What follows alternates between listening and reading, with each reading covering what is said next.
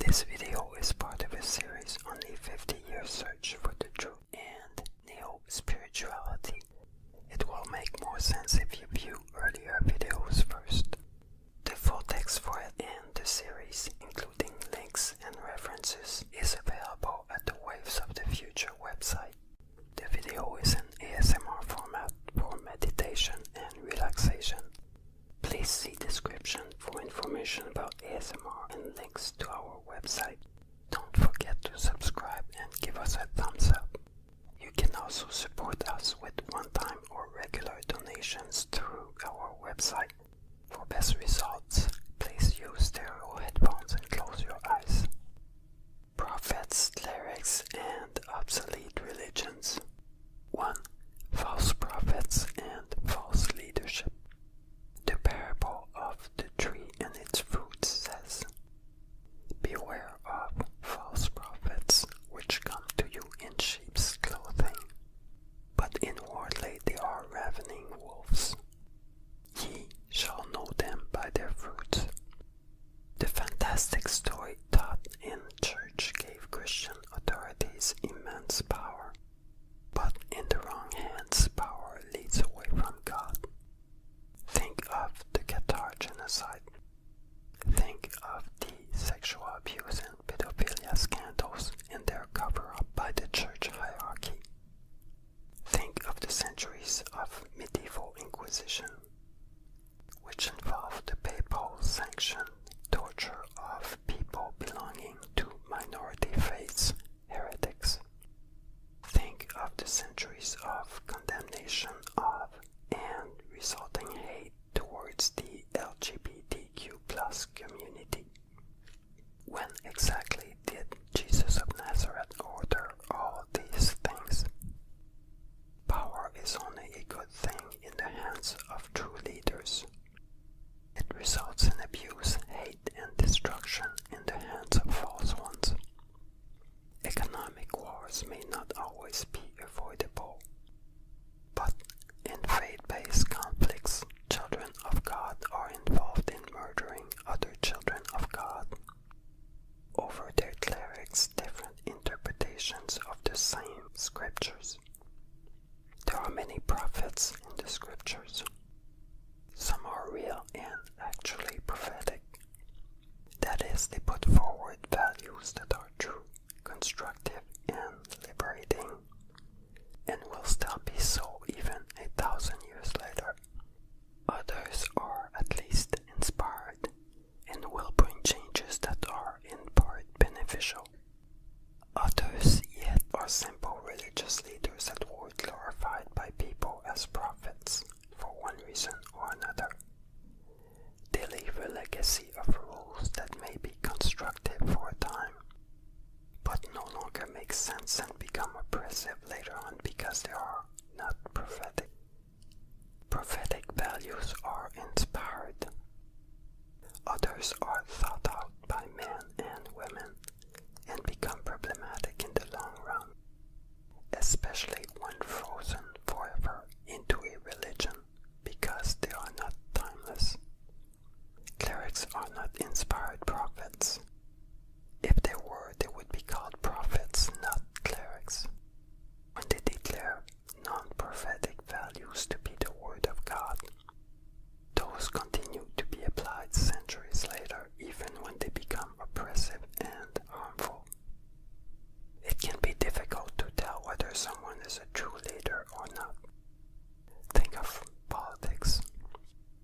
Both good and bad politicians make grand promises, but only the former deliver on them. The parable of the tree and its fruits helps us tell the true leaders from the false ones, and the prophetic prophets from the others. By their fruit, the result of their actions. Here is some relaxation with paper tissue.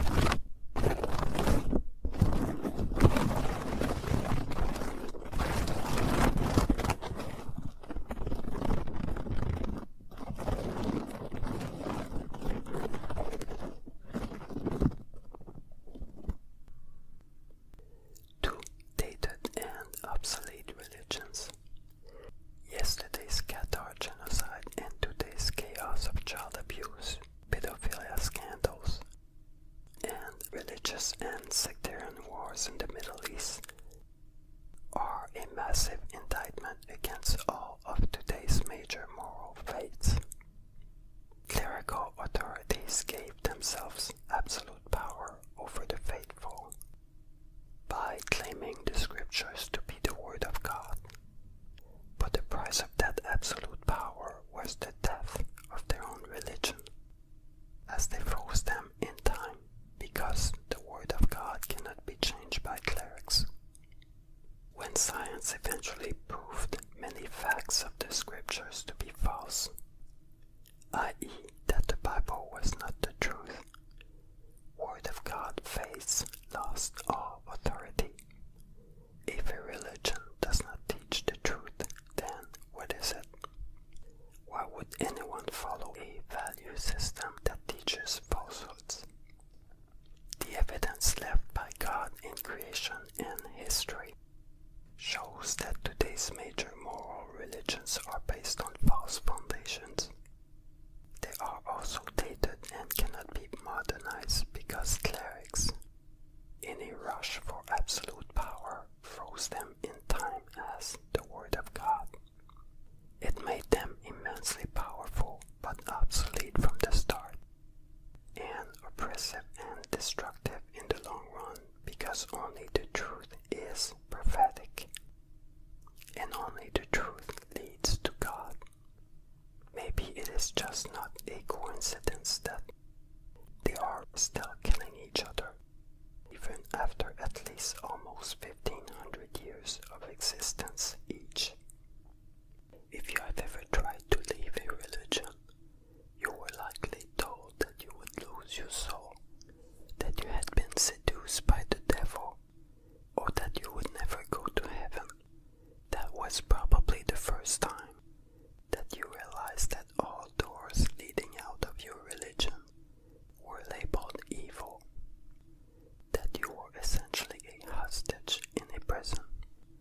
The question is, if God is the best thing there is, why would she try to prevent anyone from going outside to verify this? You would expect this kind of behavior from Satan, not wanting to let anyone out, lest they find the true God. The parable of the prodigal son is the story of his son leaving his own father, thinking there were greener fields elsewhere.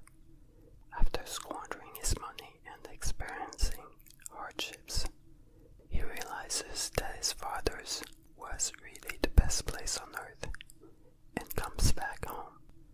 To his siblings' surprise, the father does not kill him upon his return, but throws a big party. To me, that was a door out.